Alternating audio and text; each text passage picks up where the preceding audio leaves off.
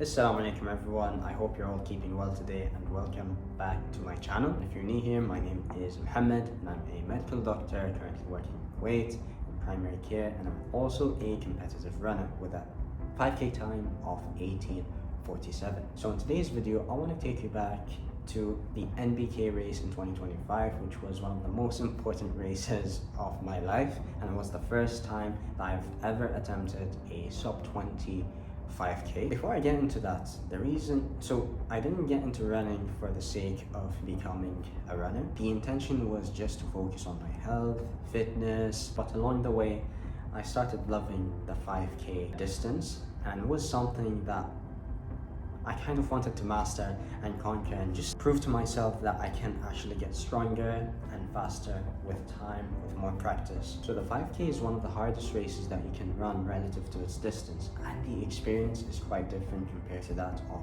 a 10k or the half marathon. I'm not saying that the 5k is harder than the 10k or the half marathon.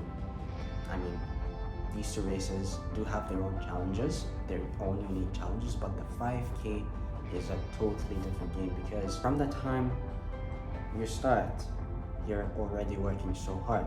So in today's video, what I want to do is I want to break down exactly how each kilometer is supposed to feel like in a 5k race, whether that's on race day or if you want to go for a new PB. So if this sounds interesting, then let's get right into this. Kilometer 1. So this is the time when adrenaline is so high in your body, and adrenaline is this hormone that gives your body the sensation of you feeling so powerful. It increases your heart rate, the rate and depth of your breathing, allows your pupils to stay dilated, and it increases the blood flow to your muscles. So everyone's going for it at the start, and I remember looking at my watch during the first kilometer. The pace I was running at was 3:45 minutes per kilometer, which was insane. I couldn't believe when I saw that pace on my Garmin. So, and surprisingly, it was easier than it should, and that was quite weird for me. So I felt so powerful and I was overtaking everyone. I had a feeling that I was able to maintain that pace throughout the whole race. But here's the thing that you need to know. That's the adrenaline that's masking the effort I was putting in. And this is where most people get this wrong. So what you want to do is, during that first kilometer, you want to take your target race pace and you want to run the first kilometer just a bit slower. Because the first kilometer is all about you easing into the run, and you want to run that first kilometer in a state of you feeling controlled. You don't want to be too comfortable, but you want to be in the position where you feel that things are under control. And you can think of the first kilometer as an active warm-up. Kilometers 2 and 3. This is the time when you want to really start locking in and getting into the zone. So maintaining a pace of 3:45 minutes per kilometer was unsustainable for me during that point, and this was the point when it hit me. So I was thinking I couldn't maintain this pace, which means that it can be okay for me to bring down the pace to 4 minutes per kilometer, and even if I did, the sub 25k is still within our reach, and that's what I did. And you know what, during this stage, during kilometers 2 and kilometers 3, this is the point when, remember that adrenaline that's super high before the race and during the first kilometer, this is the time when that adrenaline surge is going to start wearing off, which means that at this point during kilometers 2 and kilometers 3, you're going to start feeling how hard the 5k race is. You'll feel that you're gasping for air. You'll feel your muscles burning, your legs becoming a bit heavier. But you know what? This is completely normal. This is how it's meant to feel like. It's meant to be uncomfortable. It's meant to be challenging. You're pushing yourself throughout the whole thing. I know I mentioned that during the first kilometer, you're meant to take your target race pace and start a little bit slower. This is the point when you want to gradually inject a bit of pace. You want to gradually increase your pace at kilometer 2 and then at kilometer 3.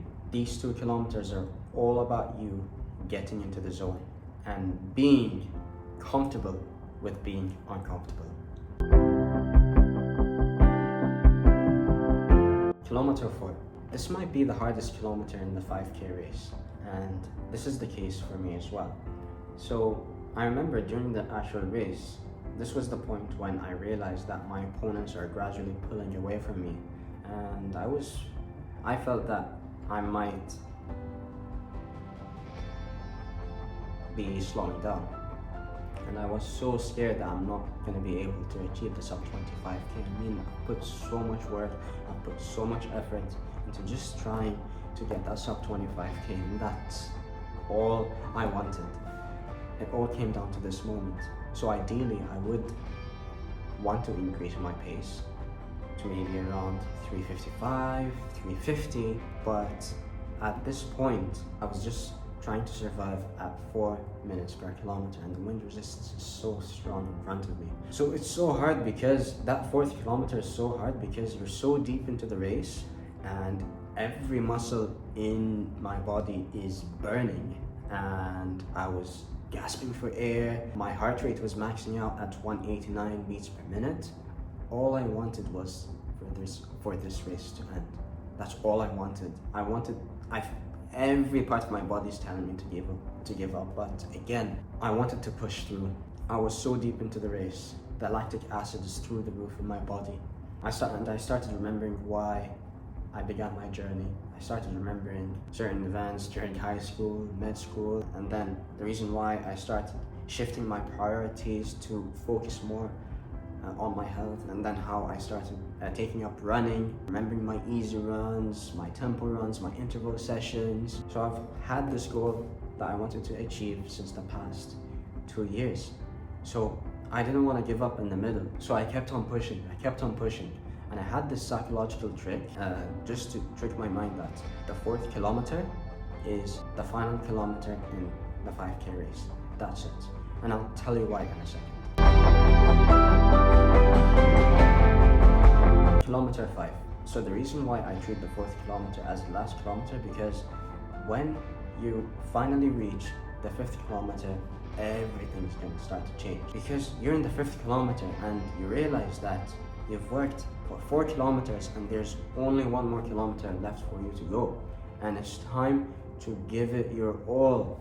And just in a couple of minutes, you've got 500 meters left, 400 meters, 300 meters. You can literally smell that finish line, and you can always find something that you can tap into that can drive it home. And back in the 4th kilometer, if you nail that 4th kilometer, that 5th kilometer is going to be a lot easier, because that 4th kilometer is literally the bottleneck. This is the point that you want to literally get through with success, and you don't want to slow down during that 4th kilometer. When you reach that 5th kilometer, you can always find something that you can tap into, and when you can see that finish line in front of you, it's time for you to empty that tank.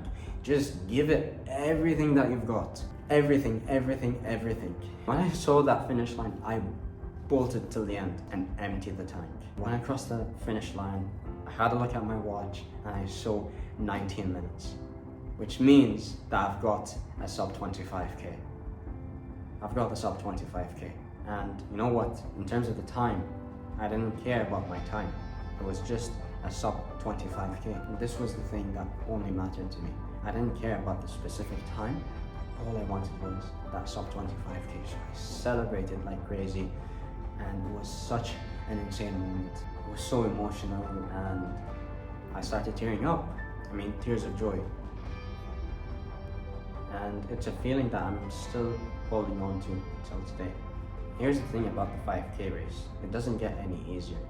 And in terms of the pain is exactly the same as when I first started running. But the thing is, you just get used to that pain. You get used to that discomfort. And it's always fruitful to keep on progressing yourself and achieving new PBs, new times, just to keep proving to yourself that you have the strength, you have that mental strength, that mental fortitude to keep going and just tap into your full potential. And that's the beauty of the sport. And that's the beauty of how you combine, just give your body what it needs in terms of your nutrition, in terms of the exercise necessary for your body to absorb all of that good stress, the sleep, and then mindset. Mindset is everything. Mindset is the thing that ties everything together. So I did a tempo run session yesterday, which was a 5K, and again, I was suffering throughout the whole thing, and alhamdulillah, we did a sub 25K. The more you show up, the more you combine your easy runs, your tempo runs, your interval runs. And now, alhamdulillah, the sub 25K has become my tempo pace. And inshallah, we keep on progressing further and further and further. So here's the reframe that I want to leave you with. So in the 5K race, your first kilometer should be the easiest. It should be a means for you to ease your way into the run. And again, think of it as your active warm-up, and you want to gradually increase your pace with every subsequent kilometer. And then at the end, you want to give it your all and empty the tank. And you might not get it right the first time. And that's why practice is super important. And when you're in the process of improving your times, you're training for a specific race, you're combining multiple different training methods. Your easy runs again, your tempo runs, interval runs, your long runs, and this way you're teaching your body to get used to easy paces, to your threshold paces, and then paces that you're quite uncomfortable with. And all of this will come in handy when you're at this difficult kilometer 4. So all of that training that you're putting into is there for kilometer number 4. So if you've enjoyed today's video, make sure to leave a like, subscribe for more videos like this, and I'll catch you in the next one, inshallah. And as always, keep doing more of what works and have a beautiful one.